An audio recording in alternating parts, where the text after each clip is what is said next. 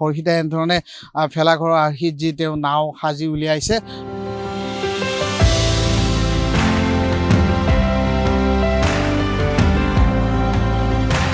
আৰু এই নাওখনৰ হেৰিটো এতিয়া আজি মই বাস্তৱ কৰিলোঁ আৰু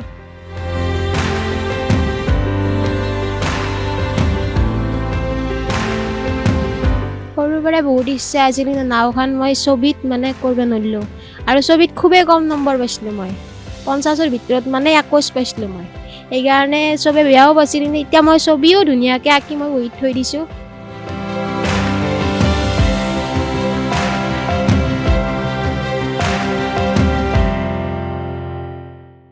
আমাৰ লাৰু পিঠা বিক্ৰী কৰি আমি বৰ্তমান ভাতমুঠি খাই আছোঁ।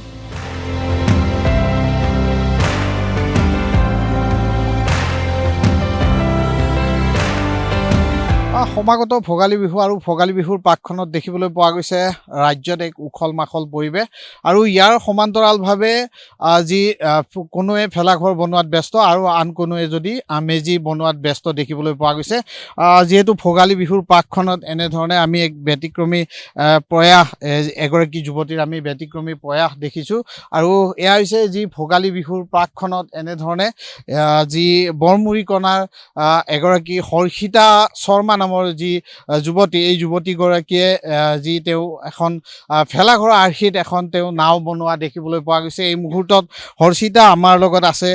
হৰ্ষিতাৰ সৈতে কিছু কথা পাতিম। হৰ্ষিতা, কি ক'বা, কেতিয়া তুমি এই নাওখন বনালা? মই পুৰণি বছৰতে বনাইছোঁ, 2025তে। 15 দিনৰ বেছি মোৰ বনোৱা। কিমান দিন লাগিছে এইটো বনোৱা? মই মানে ঘৰৰ কামৰ মাজত কৰিছোঁ কাৰণে 5 দিন লাগিছে। কিন্তু তুমি এখন নাও যেতিয়া তুমি ছবি আঁকিব দিছিলে, তুমি নাওখনৰ ছবি আঁকিব নোৱাৰিছিলা, কিন্তু এতিয়া তুমি সুন্দৰভাৱে এখন নাও সাজিছা। খেৰেৰে বা বাঁহেৰে তুমি এখন নাও প্ৰস্তুত কৰিছা, যি নাও আৰ্হিত এখন ভেলাঘৰ বনাইছা। সৰুৰ পৰাই বহুত ইচ্ছা আছিল, কিন্তু নাওখন মই ছবিত মানে কৰিব নোৱাৰিলোঁ। আৰু ছবিত খুবেই কম নম্বৰ পাইছিলোঁ মই, 50ৰ ভিতৰত মানে 21 পাইছিলোঁ মই। সেইকাৰণে চবে বেয়াও পাইছিল, কিন্তু এতিয়া মই ছবিও ধুনীয়াকৈ আঁকি মই বহীত থৈ দিছোঁ। স্কুলত থকা অৱস্থাত পৰা নাছিলোঁ। আৰু এই নাওখনৰ হেৰিটো এতিয়া আজি মই বাস্তৱ কৰিলোঁ আৰু এতিয়া সুন্দৰভাৱে তুমি নাওখন আঁকিব পাৰা? পাৰোঁ, নাও আঁকি থৈ দিয়া আছে। মানে এতিয়া ভেলাঘৰ বনাইছা, তুমি ভেলাঘৰৰ আৰ্হিত নাওখন বনাইছা? মোৰ আঁকি থৈ দিয়া আছে, সেইখনো চাইছোঁ মই। চাই মানে হৰ্ষিতা বহুত প্ৰতিভাৱান ছোৱালী, আৰু তেওঁ ইচ্ছাকৃতভাৱে জেদ কৰি, হৰ্ষিতাই বোধহয় অসমৰ একমাত্ৰ ছোৱালী যিয়ে জেদ কৰি শিক্ষাৰ পৰা বঞ্চিত আছে। জেদ কৰি শিক্ষাৰ পৰা বঞ্চিত, অভাৱৰ কাৰণে মানুহ শিক্ষাৰ পৰা বঞ্চিত হয়। এওঁ ক্লাছ 4লৈকে পঢ়ি জেদ কৰি যে পঢ়ি কি হ'ব বুলি তেওঁ নতুন উদ্যমেৰে কিবা কৰিছে। আৰু বিশেষকৈ ৰণেন্দ্ৰনাথ শৰ্মা, দেউতাক যি ৰণেন্দ্ৰনাথ শৰ্মা, তেখেতে বহুত জেদি। আপোনালোকে সকলোৱে জানে, ছ'চিয়েল মিডিয়াত বা নিউজ চেনেলত চবতে আহিছে যে তেওঁ চৰকাৰী কোনো সাহাৰ্য এতিয়ালৈকে গ্ৰহণ কৰা নাই।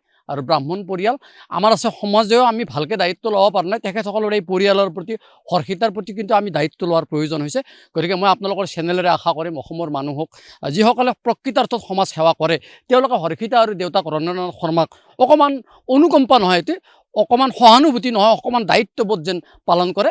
আৰু হৰ্ষিতাৰ এই উত্থানত বা এই প্ৰতিভাৱান বা প্ৰতিভাৰ ক্ষেত্ৰত আমাৰ সকলোৰে শুভেচ্ছা আছে, আশীৰ্বাদ আছে। আমাৰ খুব ভাল শুভেচ্ছা দিছোঁ। তেওঁৰ প্ৰতিভা ভিতৰত লুকাই আছে, কিন্তু প্ৰতিভাখিনিক যদি টেকনিকেলি প্ৰণালীবদ্ধভাৱে যদি আমি বিকাশ কৰিব নোৱাৰোঁ, তেতিয়াহ'লে সেই প্ৰতিভাটো মৰহি যায়। গতিকে মই অসম চৰকাৰলৈ অনুৰোধ জনাম, তেওঁ যিহেতুকে সাহাৰ্য নলয়, কিন্তু এটা বস্তু তেওঁ ল'ব, যিটো দক্ষতা বিকাশ কেন্দ্ৰ যিটো আছে বা দক্ষতা বিকাশ যিটো ডিপাৰ্টমেণ্ট আছে, সেই ডিপাৰ্টমেণ্টৰ কোনোবা এক্সপাৰ্টে আহি তেওঁক এইখিনিত মানে চাৰু কাৰুকলাই হওক বা অন্যান্য ক্ষেত্ৰতে যদি তেওঁক অকণমান গাইড কৰিব পাৰে, তেওঁ নতুন কিবা কৰাৰ বিৰাট সম্ভাৱনা আছে। মই সেইটোৱে অনুৰোধ জনাম। আমাৰ লাৰু পিঠা বিক্ৰী কৰি আমি বৰ্তমান ভাতমুঠি খাই আছোঁ। কেতিয়াৰ পৰা লাৰু পিঠা বিহুৰ সময়ত বনোৱা যায়? আৰু নহয়, আমাৰ 12 মাহে থাকে লাৰু পিঠা। আমি মানে 2015 চনৰ পৰা এতিয়ালৈকে মানে লাৰু পিঠা বিক্ৰী কৰিয়ে খাই আছোঁ। কি ক'বা, যিহেতু ভোগালী বিহুৰ পাকখনত অসমবাসীক কি জনাবা? লগতে নৱবৰ্ষ সকলোৰে ভাল হওক দিনবোৰ।